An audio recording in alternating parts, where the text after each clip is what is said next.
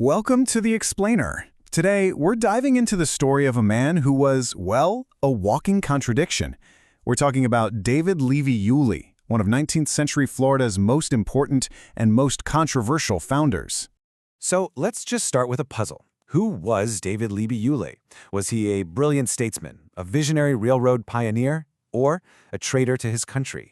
The wild thing is, the answer you get really depends on who you're asking, and, more importantly, which part of his story they want to tell. I mean, look at this. This one guy held all these titles at the same time. He was celebrated as the architect of Florida Statehood, but he was also a fiery secessionist. They even called him the Florida Fire Eater.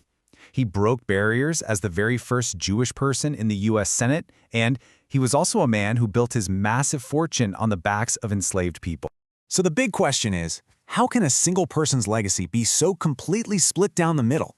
To even begin to get it, we have to look beyond just the man himself. We've got to look at the world he was a part of. And, this is the crucial part, how we today choose to remember. And maybe more importantly, what we choose to forget. All right, so to really unpack all this, let's just start with the basics. Let's lay out the facts of his life, build a foundation before we get into the messy parts. So just look at this timeline. Yulee's life unfolds during one of the most chaotic, transformative periods in American history.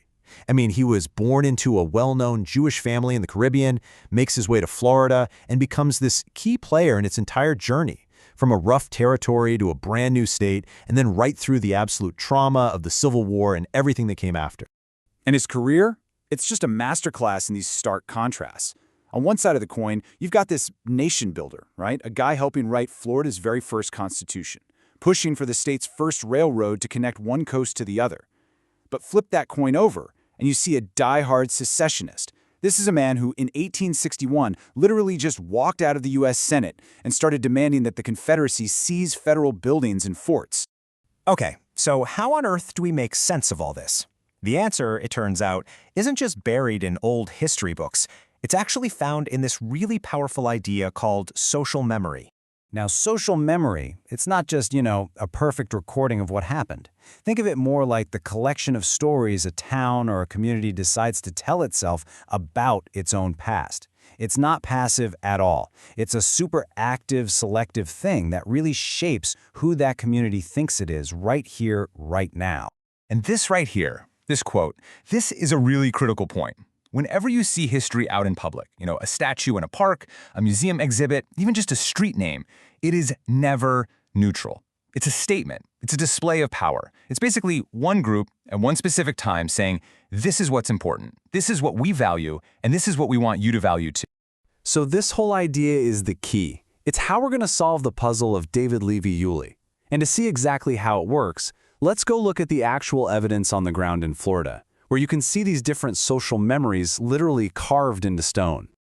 Yeah, you could almost say that Florida itself is like a living museum of Yulee's clashing legacies. You've got these competing memories existing right next to each other, sometimes just a few miles down the road. So, for a long, long time, especially in the early 20th century, the main way people remembered Yulee was through this lens of the lost cause. This idea that romanticized the old Confederacy. His public image was all about being a rich planter and a proud Confederate. And these ruins of his sugar mill, the one that supplied the Confederate army and was built entirely by enslaved labor, it became this sort of wistful, romantic symbol of the Old South. This next part just drives the point home perfectly. Get this. In 1932, the United Daughters of the Confederacy put up a monument on his plantation. But it wasn't to celebrate Yulee himself, no. It was to commemorate the fact that his property played a role in this desperate, last-ditch effort of the Confederacy, hiding the last of its treasury. So his story was only valuable because of its connection to the rebellion, right up to the bitter end. But, things change, and especially after the civil rights movement in the 1960s, the public memory started to shift in a big way. Glorifying the lost cause just wasn't as acceptable anymore, so news story about Yulee, a much more comfortable story, started to pop up. And you see it in places like Fernandina Beach, a town that basically owed its whole existence to his railroad.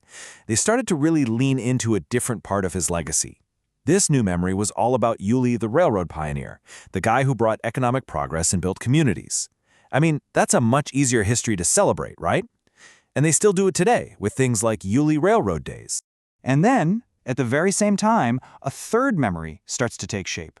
A different community steps up to claim a piece of his story. You have places like the Jewish Museum of Florida that start to feature Yulee as this absolute trailblazer, the first Jewish senator in the country. And this memory serves a really important purpose too. It anchors modern Jewish communities right to the very founding of the state. So, okay, we've got these three different public memories, all competing for attention. Yulee the Confederate, Yulee the entrepreneur, and Yulee the Jewish pioneer. But in the middle of all these competing stories, there's a voice that is almost completely silent. And frankly, this is the most important silence of them all. His railroad, his plantations, that sugar mill. His entire fortune was built on the backs of enslaved people. And that is the part of the story that Florida's public memory has, by and large, deliberately chosen to forget. So after all that, it brings us right back to where we started. Who was David Levy Yulee? And the truth is, there's no easy answer. There's no single settled story. His legacy isn't a fact, it's an ongoing debate. It's a battle of memories that really just reflects our own changing values as a country. He was a pioneer, a secessionist, a trailblazer, and an enslaver. He was all of those things all at the same time. And that's why this whole story is so important.